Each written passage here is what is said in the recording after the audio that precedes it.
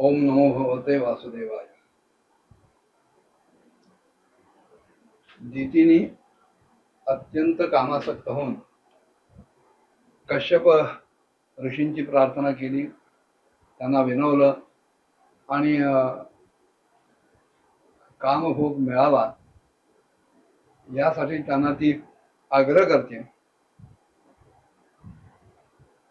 कामातूर झाले, त्यामुळे बेचैन आहे, अस्वस्थ आहे, अगतिक आहे।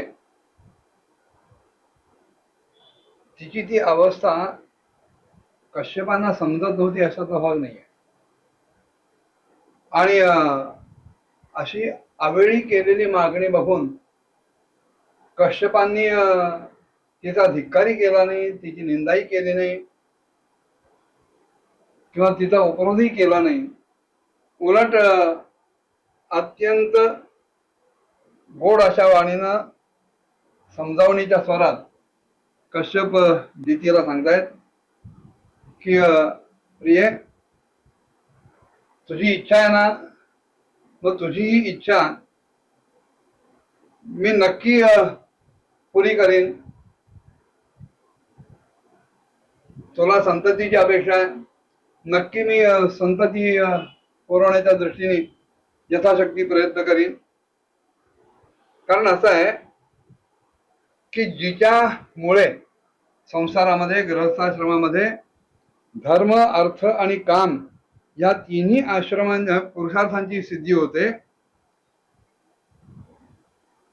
त्या स्त्रीचे, त्या अर्धांगीचे मनोरथ कोणता पती, सुजाण पती पूर्ण नाही करणार? त्यांनी करायलाच पाहिजे। एखादा मनुष्य एखाद्या जहाजावर चढून महासागर सुद्धा सहज पार करू शकतो, पण त्याच्यात त्याला कोणी सहाय्यक असतो म्हणून। तसा हा दुःखसागर जो आहे, भवसागर जो आहे, त्याच्या पलीकडे जर जायचं असेल तर गृहस्थाश्रमी माणसाला आपल्या पत्नीचा आश्रय घेतल्याशिवाय पलीकडे जाताच येत नाही। तर मानिनी, त्रिविध पुरुषार्थांची कामना असलेल्या पुरुषाचं त्याची पत्नी हे अर्धांग म्हटलं जातं। स्त्रीला अर्धांगी असं अभिधान आहे आणि तिच्यावरच संपूर्ण कुटुंबाचा, संसाराचा भार टाकून पुरुष आपल्या कामासाठी निश्चिंतपणे विश्वासानं बाहेर पडू शकतो। इंद्रियरूपी शत्रू जे आहेत ते माणसाचं मन वेगवेगळ्या दिशांनी खेचत असतात। त्यांच्यासाठी, आश्रमीय लोकांसाठी जिंकणं हे खूप कठीण आहे। इंद्रियांवर विजय मिळवणं अत्यंत कठीण आहे। परंतु पत्नी जर अनुकूल असेल, पत्नी जर अनुरूप असेल, पतीच्या सारख्याच विचारांची असेल, तर त्या इंद्रियांवर सुद्धा विजय मिळवता येतो।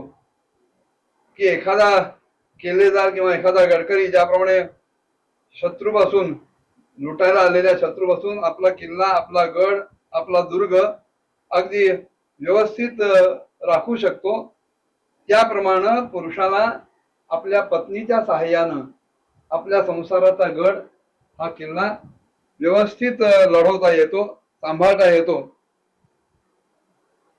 आणि त्याच्यासाठी त्याला आपल्या या पत्नीचाच आश्रय घ्यावा लागतो आणि ह्या इंद्रियरूप शत्रूंच्या बरोबर युद्ध खेळावं लागतं। तू ग्रहदेवता आहेस, ग्रहलक्ष्मी आहेस, तुझ्यासारखी पत्नी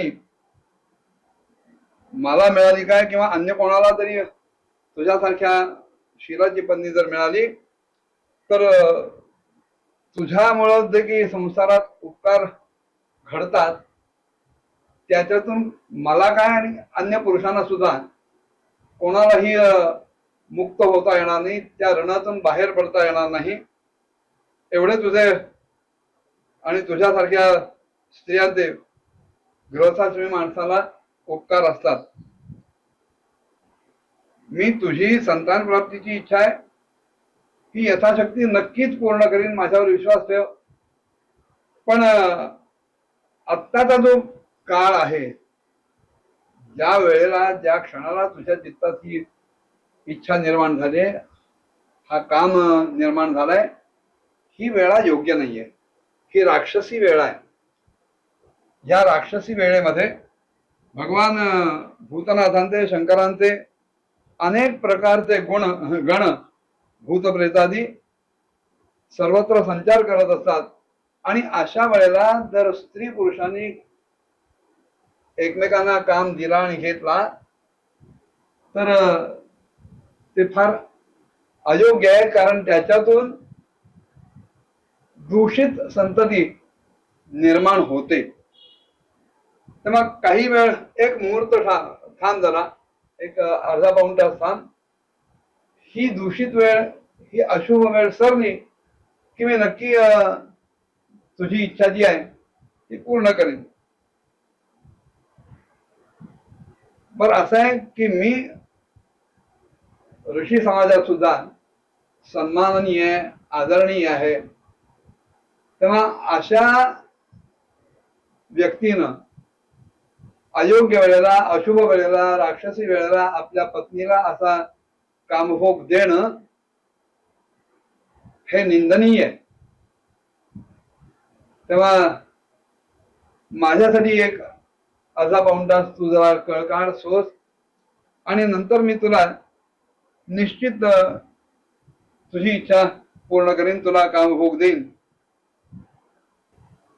यातला मुख्य भाग असा आहे की ह्या वेळेला भगवान शंकर भूतगण प्रेत पिशाच इत्यादींच्या बरोबर हिंडत असतात, स्वतः बैलावर आरूढ झालेले असतात, वृषभावर. आणि ते तुझे थोरले दीर सुद्धा आहेत. तेव्हा अशा ह्याच्यात मग त्यांना सगळ्या गोष्टी कळतात. स्मशानातल्या उठलेल्या धुळीमुळं, धुरामुळं ज्यांच्या जटा धुसर झालेल्या आहेत आणि जे स्वतः अतिशय देदीप्यमान आहेत, ज्यांच्या सुवर्ण अशा कांतीवर गौर शरीरावर भस्म लावलेला आहे, ते डोळे मिटून काही विचारण करत नाहीत. त्यांच्या एका नेत्रात सूर्य, एका नेत्रात चंद्र आहे, तिसऱ्या नेत्रात अग्नी आहे. त्यामुळे ह्या तिन्ही नेत्रातून संपूर्ण जगाकडे त्यांची दृष्टी आहे.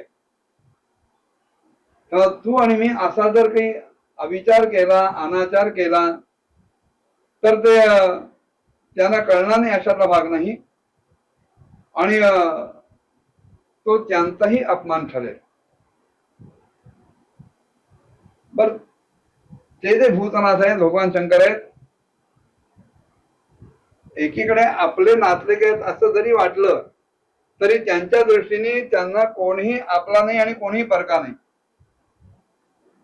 त्यांच्यासाठी न कोणी विशेष आदरणीय आहे किंवा न कोणी विशेष तिरस्करणीय किंवा निंदनीय आहे.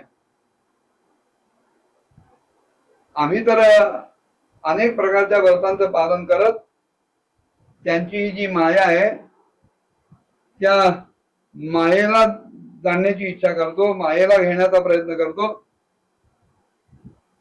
पण त्यांनी स्वतः अनेक प्रकारच्या भोगांवर लाथ मारले, त्यांना तुच्छ मानलेला आहे. विवेकी पुरुष अविद्येच्या आवरणाला झटकून देण्यासाठी त्यांच्या निर्मळ अशा चरित्राचं गायन करत असतात. अगं त्यांच्यापेक्षा श्रेष्ठ काय, त्यांच्यासारखा सुद्धा कोणी नाही. आणि त्यांच्यापर्यंत पोहोचायचं तर केवळ सत्पुरुषच तिथे पोहोचू शकतात. मग अशा परिस्थितीत तू मागितलेली मागणी जर मी अयोग्य वेळी पूर्ण केली तर माझी काय अवस्था होईल आणि तुझी काय अवस्था होईल. एक लक्षात घे, हे माणसाचं जे शरीर आहे ना, हे कुत्र्यांचं भोजन आहे इतकं ते तुच्छ आहे. आणि जी अविवेकी माणसं